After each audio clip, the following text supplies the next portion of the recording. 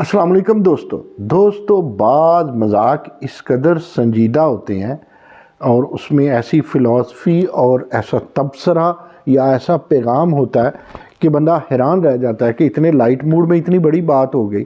مثال کے طور پہ لوگ طنزاً کہتے ہیں کہ سندھ میں 2008 سے مسلسل حکومت ہے، اب 2024 آ گیا، پھر حکومت آ گئی پاکستان پیپلز پارٹی کی، وہ دیوالیہ نہیں ہوا۔ While on the other hand کے پی کے میں 2 دفعہ حکومت رہی پاکستان تحریک انصاف کی اور وہ دیوالیہ ہو گیا۔ کہ کہنے والے تو یہاں تک کہتے ہیں کہ چوروں ڈاکوؤں کو صوبہ جو ہے، جنہیں آپ چور ڈاکو کہتے ہیں، ان کا صوبہ تو شادہ و فرحاں ہے، لیکن کے پی دیوالیہ ہو چکا ہے۔ وہاں کی یونیورسٹیوں میں بھی تنخواہیں نہیں مل رہی۔ پرابلم تو ہر صوبے میں ہے، لیکن کے پی میں تو کہا جاتا ہے فرشتوں کی حکومت ہے۔ اس مذاق سے تھوڑی سی سنجیدہ بات کرتے ہیں۔ تحریک انصاف نے بڑا شاندار پتہ کھیلا ہے کہ مرکز میں وہ نسل در نسل اسٹیبلشمنٹ کے ساتھیوں کو لائے ہیں، یعنی دادا صاحب عامر ایوب خان تھے، عامر صدر تھے، ویسے تو صدر نہیں کہنا چاہیے، جو صدر ہوتا ہے وہ جمہوری صدر ہی ہوتا ہے، اور جو جرنیل ہوتا ہے اگر وہ صدر ہو، مشرف کی فارم میں ہو، یحییٰ کی قسم میں ہو، یا ایوب خان کی فارم میں ہو، یا جنرل ضیاء الحق کی فارم میں ہو، تو انہیں آپ عامر کہہ سکتے ہیں۔ آئینی یا جمہوری فکر کے مطابق آپ صدر نہیں کہہ سکتے۔ ایوب خان صدر تھے اور عامر صدر تھے۔ اس کے بعد ان کے بیٹے گوہر ایوب رہے تو وہ میاں محمد نواز شریف کے ساتھی، پھر وہ کیو لیگ میں چلے گئے کیونکہ وہ افورڈ ہی نہیں کر سکتے اسٹیبلشمنٹ سے لڑائی۔ لیکن آج عمر ایوب خان اسی اسٹیبلشمنٹ کے خلاف بات کر رہے ہیں۔ Is it true? کیا لگتا ہے؟ کیا ہم یہ سوچ سکتے ہیں؟ جی نہیں، ایسا قطعی نہیں ہو سکتا۔ ہاتھی کے دانت کھانے کے اور دکھانے کے اور یہ سیاستدانوں پر بہت اچھا صادق آتا ہے، لیکن یہ بھی نہیں کہہ سکتے کہ 5 انگلیاں برابر ہوتی ہیں۔ آپ کہہ تو یہ بھی نہیں سکتے کہ نظریاتی سیاستدان ہے۔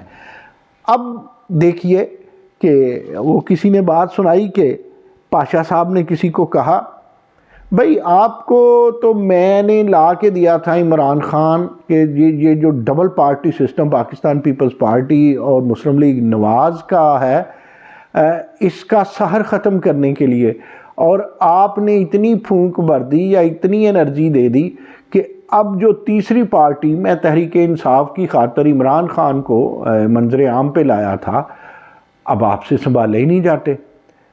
کہنے والے سیانے لوگ یہ کہتے ہیں کہ اسٹیبلشمنٹ نہ کسی کی دوست ہوتی ہے نہ کسی کی دشمن ہوتی ہے، وہ پتوں کو، سیاستدانوں کو اس حساب سے چلتے ہیں جیسا موسم ہو، جیسی کنڈیشن ہو، جیسے معاملات ہو۔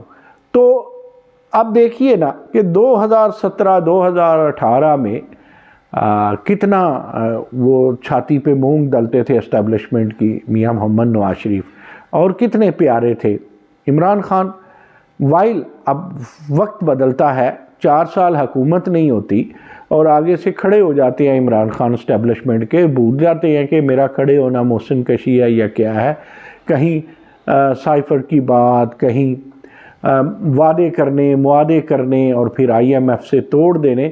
تو ان ساری چیزوں کو پھر سیاسی وعدوں کی تو اب کوئی بات ہی نہیں نہ کرتا، کوئی عمران خان کہے یا کوئی کہے جی میں 1 کروڑ نوکریاں دوں گا، 50 لاکھ گھر بناؤں گا۔ اب ان کی بھی تو حکومت آ گئی ہے، جو کوئی کہتا تھا 200 یونٹ بجلی کے معاف ہوں گے، کوئی کہتا تھا 300 ہوں گے، یعنی ان کو تو کنسیڈر ہی نہیں کیا جاتا۔ جو چیزیں کنسیڈر کی جاتی ہیں وہ یہ ہیں کہ جناب آپ کیا کر رہے ہیں، کیا نہیں کر رہے، اور کون کر رہا ہے۔ فائل تو بنے ہوئے ہیں اسٹیبلشمنٹ اور مفعول ہیں سیاستدان۔ یعنی اب پی ڈی ایم 2 کا دور ہے۔ پی ڈی ایم 2 کے دور میں اب چلیں ذرا کے پی میں آپ دیکھیں کہ علی گنڈا پور ہیں۔ اب گنڈا پور صاحب جو ہیں ان کا معاملہ یہ ہے کہ وہ سیدھا عمران خان کا سٹائل اپنائے ہوئے ہیں۔ تو اب گنڈا پور صاحب وزیر اعلیٰ ہیں، اور وہ جب گئے ہیں وزیر اعظم بن کے جناب شہباز شریف صاحب تو انہوں نے لفٹ ہی نہیں کرائی، وہ آئے ہی نہیں، وہ ملے ہی نہیں۔ اب یہ ہوگا کہ اوپر میں سے میٹھا میٹھا کھیلیں گے قومی اسمبلی میں حزب اختلاف کے طور پہ عمر ایوب خان، وائل گنڈاپور صاحب جو ہیں وہ تو کھل کے کھیلیں گے، وہ سول نافرمانی کی بھی باتیں کریں گے۔ چلے انہوں نے مذاق میں ہی کہا، انہوں نے کہا جی اب تو ہمارے صوبے میں جو بھی گاڑی آئے گی ہم اس کی چیکنگ کریں گے۔ اس پہ بھی یار لوگوں نے نکتہ کسا کہ اس کا مطلب یہ ہے کہ کے پی سے جو گاڑیاں دوسرے صوبوں میں جایا کریں گی اگر وہ چیک کرنی گئی تو پھر اونٹ کس کروٹ بیٹھا کرے گا۔ یہ وہ ساری باتیں ہیں، لیکن ان باتوں سے ہمیں کیا ملنے والا ہے؟ کیا قوم کو کچھ مل پائے گا؟ کیا ملت کو کچھ مل پائے گا؟ ایسا کیوں نہیں کرتے عمران خان کہ وہ بات کریں؟ بلاول بھٹو زرداری نے تو صاف کہہ دیا تھا الیکشن جیتنے کے بعد، اور کہنے والے یہ بھی کہتے ہیں کہ اعتزاز احسن اور ندیم افضل چند جو ہیں وہ ایک وفد کو ملے بھی تھے اور لفٹ نہیں کروائی گئی پی ٹی آئی۔ لیکن دیکھیں آپ نے سپیس بنائی، جیسے کیسے بھی بنی، جس نے بھی بنائی، اب آپ کو سپیس کے ساتھ آپ کو پاؤں رکھنے کے لیے جگہ ملی تھی اور آپ نے لیٹ گئے، آپ کو حکومت مل گئی۔ لیکن لیٹنے میں کبھی کروٹ بدل لیا کرتے ہیں، کبھی بیٹھ جایا کرتے ہیں، کبھی اسٹیبلشمنٹ کی مانا کرتے ہیں، کبھی منوایا کرتے ہیں۔ اب اس کی اتنی بڑی سزا ملی کہ آپ اپنی حکومت 4 سال کے بعد اپنے ہی وزن سے گر گئی پی ٹی آئی کی حکومت۔